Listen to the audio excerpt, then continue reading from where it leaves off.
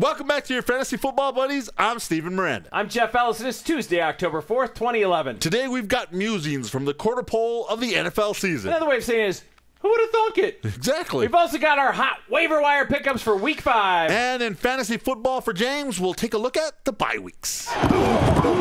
Yeah, we better, because our James, he ain't ready for bye weeks. No, he was like, I've got two players, and it just says bye. So we'll get into that in a little bit. We will. But first, our musing from the quarter pole of the NFL season. And really, it's past the quarter pole in the fantasy season. That's right. We're just going to ask... who would have thunk it? Who would have thunk that CJ2K with SUCK? I like that one. How about Darren McFadden and Matt Forte being your running back leaders? Fantastic. How about Wes Welker being 20 points above the next closest wide receiver in fantasy football? I never would imagine that. Tom Brady's MVP season would be followed by a better than season. And here's Aaron Rodgers after a Super Bowl MVP. Oh, he's having a pretty great year as well. Oh, my gosh. And then... Wait. Quick question. And where's Mike Vick? For all those guys who wanted Mike Vick to be the number one pick. For the people getting paid a lot of money to do this, who said, start Mike Vick, you won't be sorry. He equals 30 points a week. Thank you. Thank you for that pick. And what I want to know is this new reality of whatever happened. Since when did 100 points not equal a win? In fantasy football? This year, friends. Yeah, this year. It's a whole new world. You need to I put up 125 this week. Did not win. 126. Lost to 174 points. Our Hot Waiver Wire Pickups for Week 5. I'm going to start off with the easy one. Last week we told you about Matt Hasselbeck. Come on. We didn't say Tim Hasselbeck. We said Matt Hasselbeck. And he's still out there in 74% of leagues. People aren't listening to us. And Jeffrey, this guy is good for 20 points every week. He is averaging 20.5 points per week. What else do you want? He is the number 8th quarterback on the list. You know who he's ahead of? Michael Vick. In the wide receiver category, we've got a couple for you. Washington, Jabar Gaffney. Jabar Gaffney is actually his real name. He averages 8 points per week, and as we head into buys, that may be good enough for you. And also remember, friends, that Shanahan knows the trick playbook. And, yeah, Gaffney could throw touchdown passes. 49er wide receiver Josh Morgan. He is still available. Get this, 99.8% of leagues. You know how I could have guessed that, Steven? How? Because people on TV are still calling him Joshua Morgan. They don't even know that he has a nickname, Josh, that he goes by. That's right. Well, Josh Morgan has been seeing significant number of targets from Alex Smith, and Braylon Edwards is still out.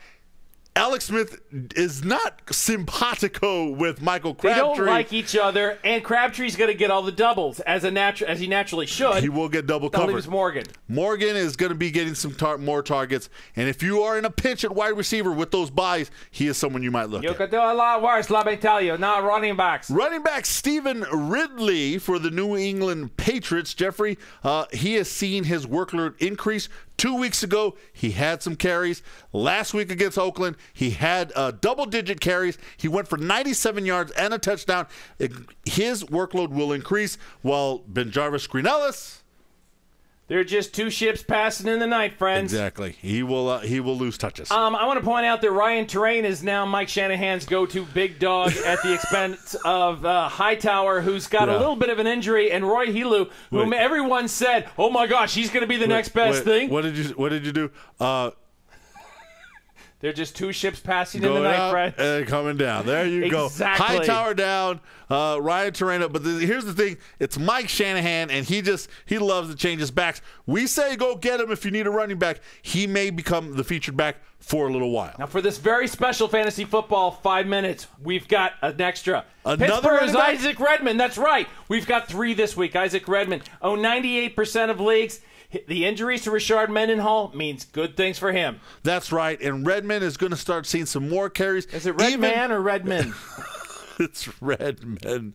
Redman. Spelled Redman, pronounced Redman. That's our own internal discussion here. We're sorry to bring you into that. We did bring him into it. But anyways, Isaac Redman should be a good addition if you're in a pinch at running back position. He's going to get more carries. Don't pinch me.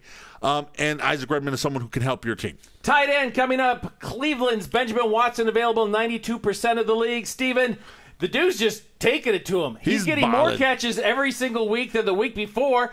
And what's not to like a tight end than 8 points a week? 4 weeks, he's gotten 38 targets. That's a lot for a tight end, and he didn't even start one of them. So, and he's averaging 8 points per week, as Jeffrey said. Benjamin Wadman, if you need a tight end for your bye week, he's the guy to go and grab. Fantasy football for James. This guy here feels sorry for the poor kid. He's just a little lion. He's just a kid. Are you lying? Seriously, he's just a kid, and now he wants to know about bye weeks. Look, we're there with you, dog. We understand. However, you needed to know this was coming. You should have known. This happens every week. They exist. Season. Here you go. Bye week start this week. You need to make sure that you have someone to replace. He says, I've got 2 guys that it says bye. What do I do with them? Well, say bye. You need to make sure that they go to your bench and you have substitutes. You may need to work the waiver wire. If you haven't done so before, remember 2 weeks ago we said bye weeks are coming. Go out there and start planning ahead. If you didn't do that, now's the time to do it. Make sure you go out, work the waiver wire, get someone to start. Even if they don't get you points, they're better than leaving the position empty. Okay, and I would encourage you that you're going to have to settle for less points. If you have not planned accordingly, you're going to inevitably settle for less points. But for God's sake, whatever you do, do not leave that roster spot open. There is nothing more enjoyable than to play against a moron, yes, moron, who has an empty spot. Yes, unless you lose to him. That only happened once. All right. All I've got to say, bye weeks will be with us till week 11. Is that correct? Or 10? There's interesting. We have a week 10 where there is no bye weeks, but then week 11 there are bye weeks again. Because of the labor dispute. Yes, so, and then week 12. So make sure you know your bye weeks. I'm Steven Miranda. I'm Jeff Ellis. For your fantasy football buddies. Out.